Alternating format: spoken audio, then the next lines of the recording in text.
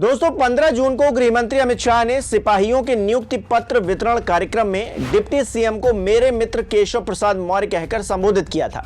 ये वही केशव प्रसाद मौर्य हैं जो संगठन को सरकार से बड़ा बताते रहे हैं और आउटसोर्सिंग भर्ती में आरक्षण का मुद्दा भी उठा चुके हैं। इस बीच अचानक से मंच से केशव प्रसाद मौर्य को मित्र कहकर बुलाना अमित शाह की तरफ से सीधा संदेश था कि योगी भले ही प्रदेश के मुख्यमंत्री हैं, पर केशव प्रसाद मौर्य की अहमियत कम नहीं है, भले ही वो डिप्टी सीएम है।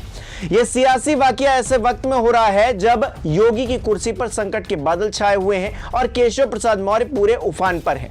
हालात बदलते बदलते अब ऐसा समय आ चुका है जब केशव प्रसाद मौर्य पिछले एक हफ्ते में बीजेपी की टॉप लीडरशिप से कई दौर की गुफ्तगू भी कर चुके हैं और ये गुफ्तगू योगी आदित्यनाथ को टेंशन कैसे दे रही है, मैं बताता हूं। नमस्कार, मेरा नाम हिमांशु मिश्रा है, आप देख रहे हैं 4PM न्यूज नेटवर्क। दोस्तों, केशव प्रसाद मौर्य ने 8 जुलाई को गृह मंत्री अमित शाह से दिल्ली में मुलाकात की। केशव ने सोशल मीडिया प्लेटफॉर्म एक्स पर मुलाकात की फोटो शेयर की और लिखा, भारतीय राजनीति के चाणक्य एवं हम जैसे लाखों कार्यकर्ताओं के प्रेरणा स्रोत व मार्गदर्शक देश के यशस्वी गृह एवं सहकारिता मंत्री माननीय श्री अमित शाह जी से शिष्टाचार भेंट कर 2027 में उत्तर प्रदेश में 2017 दोहराने एवं तीसरी बार भाजपा सरकार बनाने सहित विभिन्न महत्वपूर्ण विषयों पर विस्तृत चर्चा कर मार्गदर्शन प्राप्त करने का सौभाग्य प्राप्त हुआ। अब दोस्तों, इस मुलाकात के मायने काफी गहरे हैं। आपको याद होगा कि 2017 विधानसभा चुनाव के दौरान केशव प्रसाद मौर्य ही भाजपा के प्रदेश अध्यक्ष थे। विधानसभा चुनाव पीएम मोदी और केशव की अगुवाई में ही लड़ा गया, जिसमें भाजपा को रिकॉर्ड 312 सीटों पर जीत भी मिली थी। हालांकि केशव ने 2022 में मिली जीत का जिक्र नहीं किया, जबकि 2022 में वो खुद हार गए थे। 2017 में उनकी अगुवाई में जब इलेक्शन लड़ा गया था और 300 पार सीटें आई थी, तब केशव प्रसाद मौर्य को उम्मीद ये थी कि मुख्यमंत्री की कुर्सी उन्हें मिल जाएगी। लेकिन रातों रात कुछ ऐसा खेला हुआ कि केशव प्रसाद मौर्य का सपना टूट गया। उनके जो सपने थे वो चकनाचूर हो गए और मुख्यमंत्री की कुर्सी पर योगी आदित्यनाथ को विराजमान कर दिया गया, जिनका दूर दूर तक कोई चर्चा नहीं थी उस वक्त। 2022 विधानसभा चुनाव सीएम योगी आदित्यनाथ के नेतृत्व में क्योंकि लड़ा गया था, क्या इसलिए उन्होंने 2022 का जिक्र नहीं किया? और वजह यह भी कि 2022 में केशव प्रसाद मौर्य खुद अपनी सिराथू की सीट हार गए थे। दोस्तों, ये जो पूरा सियासी घटनाक्रम है, इससे सियासी मायने निकाले ये जा रहे हैं कि पार्टी केशव को संगठन में प्रदेश अध्यक्ष या फिर राष्ट्रीय अध्यक्ष जैसे कोई महत्वपूर्ण जिम्मेदारी सौंपने जा रही है। इसलिए केशव ने 2027 में 2017 दोहराने की बात की है। उत्तर प्रदेश के अंदर क्या अगला जो अध्यक्ष बनने जा रहा है वो केशव प्रसाद मौर्य ही है या फिर कोई और, आने वाले समय में पता चलेगा। लेकिन ये जो संकेत मिल रहे हैं और जिस तरह से मुलाकात की है अमित शाह से और 2017 दोहराने की बात की है, उससे तो यही लग रहा है, जबकि 2022 का जिक्र नहीं किया गया है केशव प्रसाद मौर्य की तरफ से, जिसमें वो खुद भी अपनी सीट हार गए थे, जैसा कि मैंने आपको पहले बताया।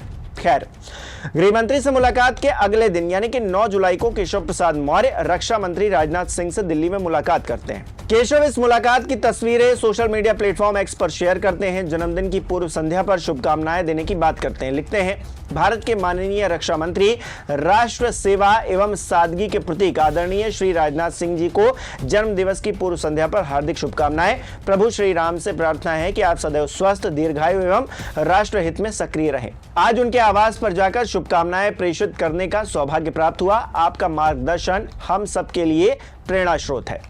दोस्तों, सियासी गलियारों में चर्चा है कि यूपी में केशव के मुद्दे पर कोई भी फैसला लेने से पहले मोदी शाह राजनाथ सिंह की जरूर सैद्धांतिक सहमति लेंगे। ऐसे में केशव ने राजनाथ सिंह से शिष्टाचार ये जो मुलाकात की है, इसके जरिए अपना पक्ष मजबूत कर लिया है, ऐसा समझा जा रहा है। इसके बाद केशव प्रसाद मौर्य 11 जुलाई को राज्यपाल आनंदीबेन पटेल से भी मुलाकात करने के लिए पहुंच जाते हैं। एक्स पर केशव लिखते हैं, राजभवन लखनऊ में उत्तर प्रदेश की महामहिम राज्यपाल श्रीमती आनंदीबेन पटेल से शिष्टाचार भेंट की। अब दोस्तों, माना यह जाता है कि यूपी सरकार और संगठन के मुद्दे पर आनंदीबेन पटेल की राय केंद्रीय नेतृत्व के लिए बड़ी अहमियत रखती है, मायने रखती है। यही वजह है कि 5 साल का कार्यकाल पूरा होने के बाद भी वो लगातार राज्यपाल का पद संभाले हुए हैं। इसलिए केशव प्रसाद मौर्य से आनंदीबेन पटेल की मुलाकात भी काफी अहम मानी जा रही है। ये मुलाकातें ऐसे वक्त में हो रही हैं दोस्तों, जब दिल्ली उत्तर प्रदेश के भविष्य पर मंथन कर रही है। पार्टी की कमान अगर केशव प्रसाद मौर्य के हाथ में दोबारा आती है तो जाहिर तौर पर योगी आदित्यनाथ के लिए यह अच्छी खबर बिल्कुल भी नहीं है, क्योंकि केशव प्रसाद मौर्य दिल्ली के इशारे पर काम करेंगे, जबकि लोकसभा चुनाव के बाद दिल्ली को योगी खटकने लगे। केशव के सहारे मोदी शाह कंट्रोल वापस लेने की कोशिश कर रहे हैं, क्योंकि हमने देखा है कि एक वक्त ऐसा आ गया था जब मोदी और योगी एक ही कद के बताए जाने लगे थे और योगी को मोदी का उत्तराधिकारी बताया जाने लगा था। लेकिन 2024 का लोकसभा चुनाव हुआ, उसमें जो नतीजे आए उसके बाद जिस तरह की छीछालेदर उत्तर प्रदेश के अंदर भारतीय जनता पार्टी में सीएम योगी आदित्यनाथ की हो रही है या फिर दिल्ली में नेतृत्व की हो रही है, हर कोई इस बात को समझ रहा है, जान रहा है। और इस बीच केशव प्रसाद मौर्य जिस तरह से हावी हुए हैं और उनकी अहमियत बढ़ गई है। पीडीए का ये जो फॉर्मूला अखिलेश यादव लेकर आए, उसके काट के तौर पर भारतीय जनता पार्टी किस तरह से केशव को देख रही है, इसके बारे में आगे बात करूंगा। लेकिन केशव के सहारे मोदी शाह कंट्रोल वापस लेने की कोशिश कर रहे हैं, क्योंकि योगी आदित्यनाथ ने अपना एक पूरा जो धड़ा है उसे और मजबूत किया है, अपनी जो अहमियत है उसे बढ़ाई है और जो अपनी सियासी कद है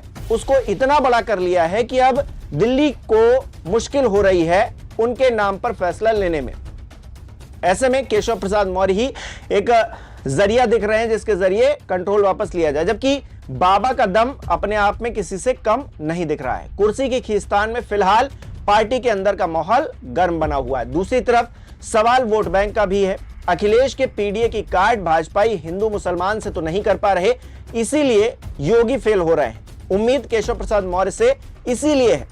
आंकड़ों की बात की जाए तो 2022 यूपी विधानसभा चुनाव से लेकर लोकसभा चुनाव के नतीजों का अगर आकलन किया जाए तो साफ होता है कि यूपी में मौर्य, कुर्मी, निषाद और राजभर जो ये वोट बैंक है ये भाजपा से छिटककर सपा और कांग्रेस में चला गया। अब कुछ उदाहरण देता हूं। मसलन 2022 में रायबरेली की मौर्य बहुल ऊंचाहार सीट पर भाजपा के प्रदेश महामंत्री अमरपाल मौर्य चुनाव हार गए। इस सीट पर मौर्य समाज का वोट बसपा की अंजलि मौर्य को मिला। वहीं आंवला से सपा के नीरज मौर्य महज एक दिन की चुनावी तैयारी में सांसद चुन लिए गए। इसी तरह सुल्तानपुर में सपा के राम भुआल निषाद ने भाजपा की दिग्गज नेता मेनका गांधी को चुनाव हरा दिया। संत कबीर नगर में सपा के लक्ष्मीकांत निषाद ने निषाद पार्टी के अध्यक्ष संजय निषाद के बेटे प्रवीण निषाद को चुनाव में हराया। सलेमपुर में सपा के उमाशंकर राजभर ने भाजपा के रविंद्र कुशवाहा को चुनाव हरा दिया था। फतेहपुर में सपा के नरेश उत्तम पटेल ने भाजपा की साध्वी निरंजन ज्योति, अंबेडकर नगर में सपा के लालजी वर्मा ने भाजपा के रितेश पांडे को चुनाव हरा दिया था। दोस्तों, यही वजह है कि पार्टी का राष्ट्रीय नेतृत्व तो अब मौर्य, राजभर, निषाद या फिर कुर्मी समाज से ही प्रदेश अध्यक्ष बनाने पर मंथन कर रहा है। मौर्य समाज को नेतृत्व देने से मौर्य, सैनी, शाक्य और कुशवाहा समाज भी साधे जा सकते हैं। भारतीय जनता पार्टी को यह गुणागणित समझ में आ रहा है और इसीलिए मौजूदा दौर की सियासत में केशव प्रसाद मौर्य आगे निकलते हुए दिख रहे हैं, जबकि सीएम योगी आदित्यनाथ इस पूरी सियासत में पिछड़ रहे हैं। उनका ये जो हिंदू मुस्लिम वाला जो ये फैक्टर है, हालांकि ये सिर्फ योगी का नहीं, भारतीय जनता पार्टी का कोर सिद्धांत रहा है, हिंदू मुसलमान करो और वोट बटोर के सियासत करते रहो, कुर्सी पर बैठे रहो। अब वो फेल हो रहा है क्योंकि अखिलेश यादव पीडीए का फॉर्मूला ले आए हैं और ये पीडीए अब भारतीय जनता पार्टी पर इस कदर भारी पड़ा है कि प्रधानमंत्री नरेंद्र मोदी का भी जादू फीका पड़ गया, सीएम योगी आदित्यनाथ का भी जादू फीका पड़ गया और उत्तर प्रदेश के अंदर सबसे बड़ी पार्टी लोकसभा चुनाव में बनकर समाजवादी पार्टी उभरती है। और उसके बाद हालात हम सभी देख रहे हैं किस तरह से भारतीय जनता पार्टी में भगदड़ का माहौल बना हुआ है। केशव प्रसाद मौर्य अब एक नए फैक्टर के तौर पर उभर कर सामने आए हैं, लेकिन वो क्या कर पाते हैं अगर उनको जिम्मेदारी मिलती है, ये देखना दिलचस्प रहेगा।